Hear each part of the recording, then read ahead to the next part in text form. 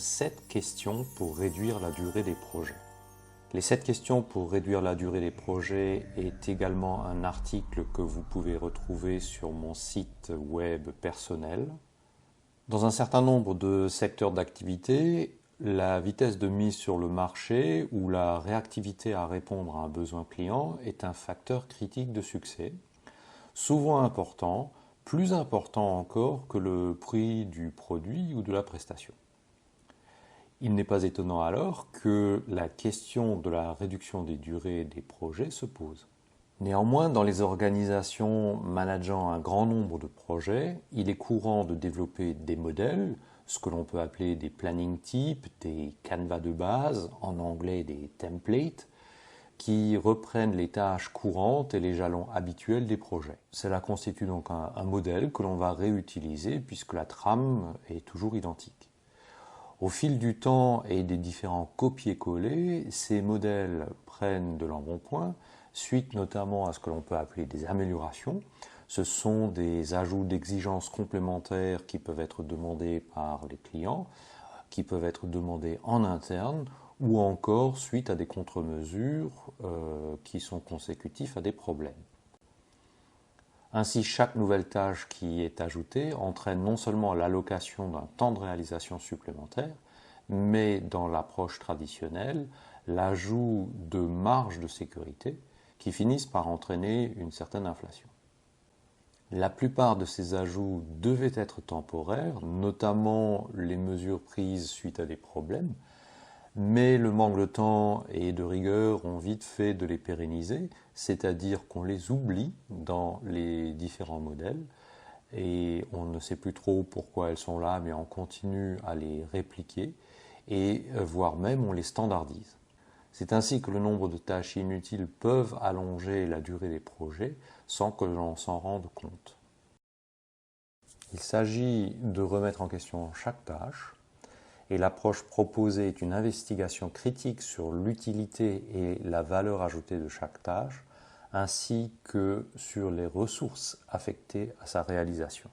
La première idée poursuivie au travers de ce questionnement est la possible élimination des tâches inutiles, et on voit qu'il y en a pratiquement toujours, ou encore l'élimination des tâches à faible valeur ajoutée. Rappelons qu'au sens du Lean, de telles tâches inutiles ou à faible valeur ajoutée sont considérées comme des gaspillages de ressources. Si l'élimination pure et simple n'est pas possible, peut-on tout au moins réduire ces tâches au strict minimum? Le but de cette approche est de réduire la charge souvent importante des ressources, notamment les ressources les plus expertes et les plus rares, le coût relatif induit par la réalisation de la tâche et surtout le temps de réalisation. Passons maintenant aux 7 questions qui doivent permettre de débusquer les générateurs de gaspillage dans les projets. La première question, cette tâche est-elle indispensable et pourquoi? Si l'utilité d'une tâche n'est pas évidente, ne tombe pas sous le sens, il faut vérifier si elle est réellement indispensable. Si son utilité ne peut pas être démontrée simplement, elle est à considérer comme étant hautement suspecte, mais pas encore à considérer comme totalement inutile à ce stade.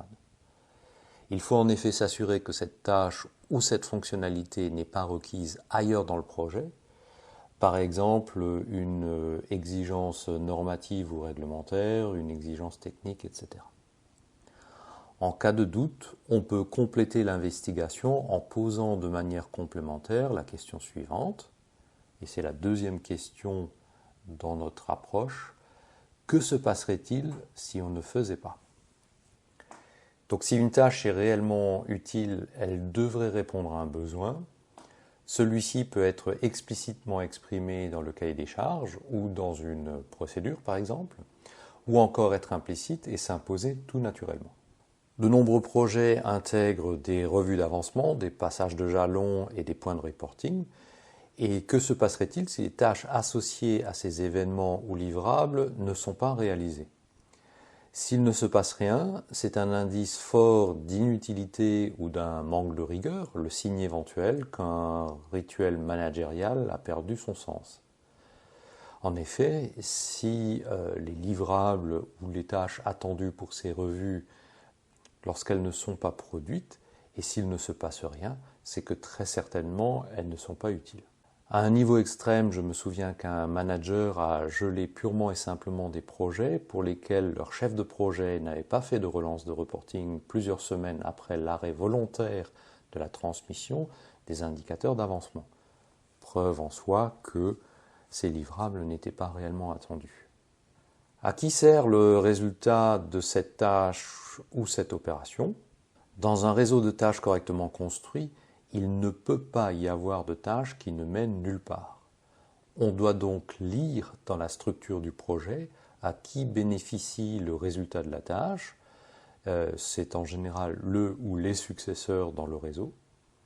Si ce n'est pas le cas, l'utilité de cette tâche est sujette à caution. Quatrième question, cette tâche génère-t-elle de la valeur ajoutée?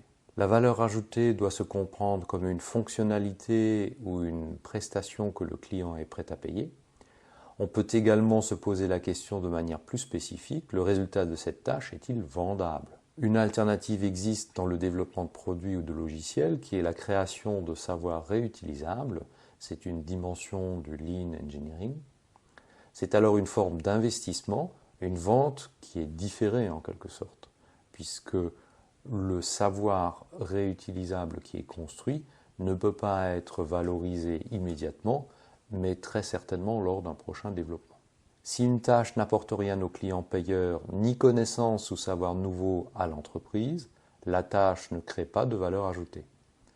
Se pose alors la question de son utilité, qui renvoie à la question numéro 1, c'est-à-dire cette tâche est-elle indispensable et pourquoi? La cinquième question, cette tâche nécessite-t-elle cette ressource et pourquoi? Lorsqu'une tâche est reconnue comme nécessaire au sein du réseau des tâches, il faut se poser la question de la ressource qui lui est affectée. Une bonne pratique consiste à affecter les ressources de plus basse qualification possible à chaque tâche afin de ne pas surcharger les ressources expertes qui sont, par définition, plus rares et plus précieuses. Et il ne faut pas les surcharger par des tâches triviales ou qui peuvent être exécutées sans problème par des ressources qui sont plus communes, moins expertes et surtout moins chères.